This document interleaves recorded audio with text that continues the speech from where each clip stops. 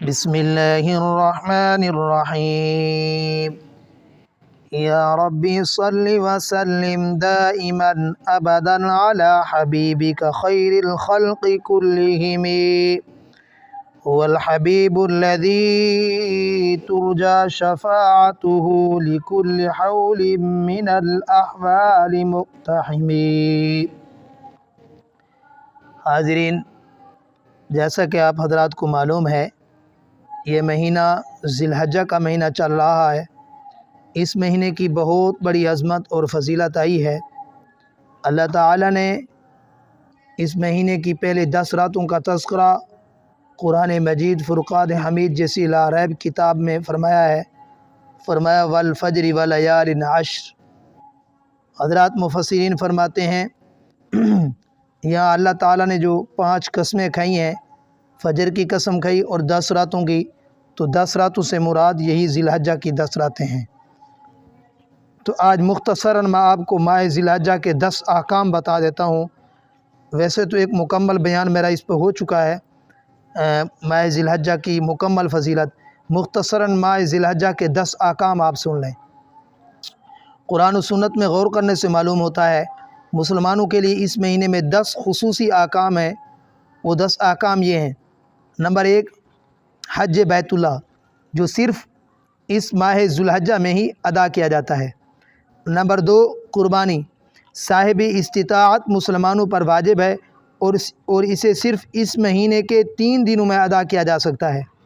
Number 3، عید الاضحیٰ، قربانی، نماز، خوشی اور اللہ پاک کی طرف سے اپنے بندوں کی دعوت کا دن اسی مہینے میں ہے۔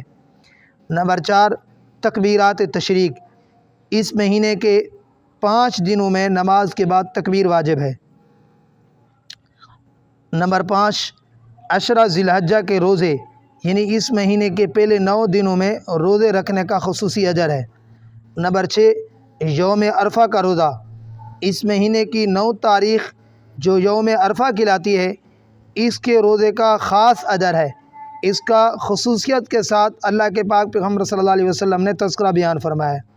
نمبر 7، 4 ایام میں روزہ کی حرمت، یعنی اللہ تعالیٰ نے پورے سال میں جن 5 دنوں کا روزہ حرام قرار دیا ہے، ان میں سے 4 دن اس مہینے میں ہیں۔ نمبر 8، لیالی عشر کی فضیلت، یعنی اس مہینے کی پہلی 10 راتوں کی خاص فضیلت وہ اسی مہینے کی ہے۔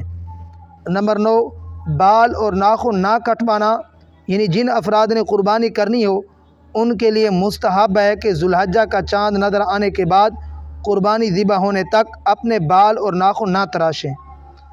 اور باقی جو قربانی نہیں کر رہے وہ بھی اگر ان کی مشابہت اختیار کرتے ہیں حاجیوں کی، تو اللہ کے پاک پیغمبر صلی اللہ علیہ وسلم کا فرمان ہے من تشبہ بقوم فہو منہم، تو جو بندہ جس قوم کی جن لوگوں کی مشابہت اختیار کرتا ہے کل قیامت کے دن وہ بھی انہی سے اٹھائے جائیں گے، تو ان کے لیے بھی یہ خاص جو ہے فضیلت ہے۔